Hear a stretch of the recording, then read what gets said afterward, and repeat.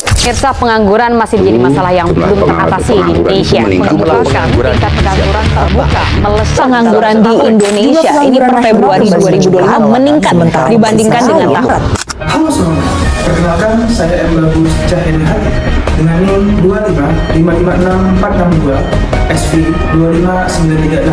Kali ini saya akan membahas dan juga menganalisis tentang tingkat pengangguran antara Indonesia dan Singapura.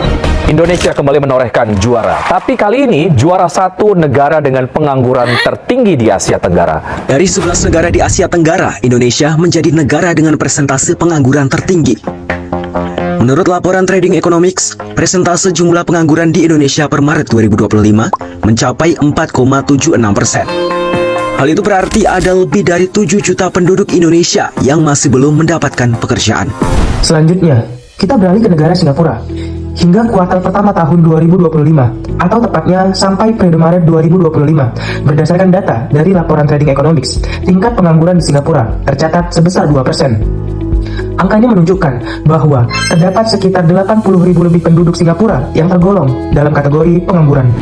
Indonesia dikenal dengan negara besar, wilayah yang luas, dan sumber daya yang melimpah.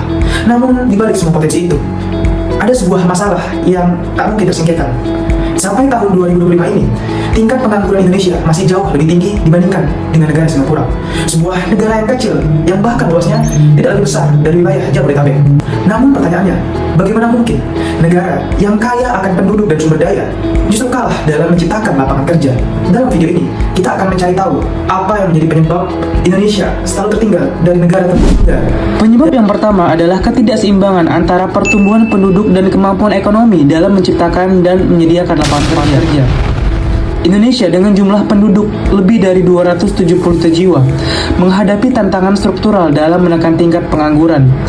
Pertumbuhan angkatan kerja yang sangat cepat tidak sebanding dengan penciptaan dan penyediaan lapangan kerja, sehingga masih banyak tenaga kerja yang tidak terserap dan tertampung secara efektif, yang membuat angka pengangguran di Indonesia tetap tinggi. Sebaliknya, Singapura dengan sekitar 6 juta penduduk memiliki pasar tenaga kerja yang lebih seimbang. Perekonomiannya berorientasi pada produktivitas dan efisiensi, mampu menyesuaikan kebutuhan tenaga kerja dengan ketersediaan lapangan pekerjaan, sehingga tingkat pengangguran di Singapura relatif rendah dan stabil. Penyebab yang kedua adalah struktur ekonomi dan produktivitas tenaga kerja. Indonesia masih didominasi oleh sektor agraris, maritim, dan industri padat karya yang produktivitasnya cukup rendah. Sementara itu, Singapura sejak lama sudah fokus ke ekonomi berbasis inovasi dan teknologi tinggi seperti finansial, bioteknologi, logistik canggih, dan digital services. Penyebab yang ketiga adalah kualitas pendidikan dan keterampilan tenaga kerja. Ini adalah salah satu akar utamanya. Indonesia memang sudah memperluas akses pendidikan, tetapi kualitasnya belum merata sampai semua wilayah.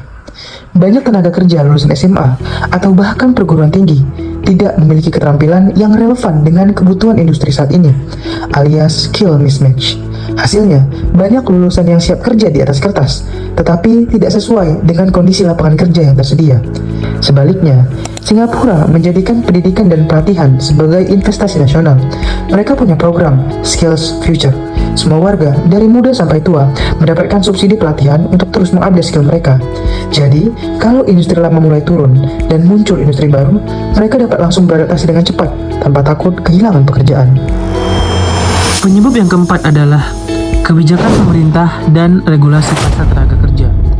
Kalau dilihat dari sisi regulasi, Indonesia masih sering dianggap kurang fleksibel. Biaya perekrutan dan PHK relatif tinggi, proses birokrasi lambat, dan sebagian kebijakan belum benar-benar mendukung pelatihan tenaga kerja yang efisien.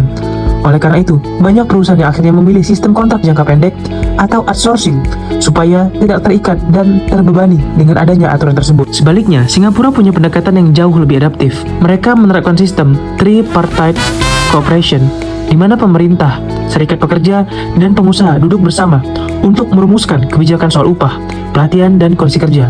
Sistem ini yang membuat kebijakan tenaga kerja cepat menyesuaikan diri dengan situasi ekonomi. Begitu ada sektor yang lesu, pemerintah langsung meluncurkan reskilling program agar pekerja bisa beralih ke industri lain tanpa kehilangan pekerjaan dan penghasilan terlalu lama. Pendekatan yang kolaboratif dan responsif inilah yang membuat tingkat pengangguran Singapura bisa tetap rendah, bahkan saat ekonomi global sedang goyah. Solusi yang dapat diterapkan agar dapat mengurangi angka pengangguran. Yang pertama, pemerataan dan peningkatan kualitas pendidikan. Pendidikan harus menjadi fondasi utama untuk mengatasi masalah pengangguran. Pemerataan akses dan kurikulum yang relevan dengan kebutuhan industri akan menciptakan lulusan yang kompeten terhadap dunia kerja. Yang kedua, pelatihan dan peningkatan keterampilan tenaga kerja. Pelatihan berbasis praktik dan teknologi membuat tenaga kerja lebih adaptif dan siap terhadap perubahan pasar.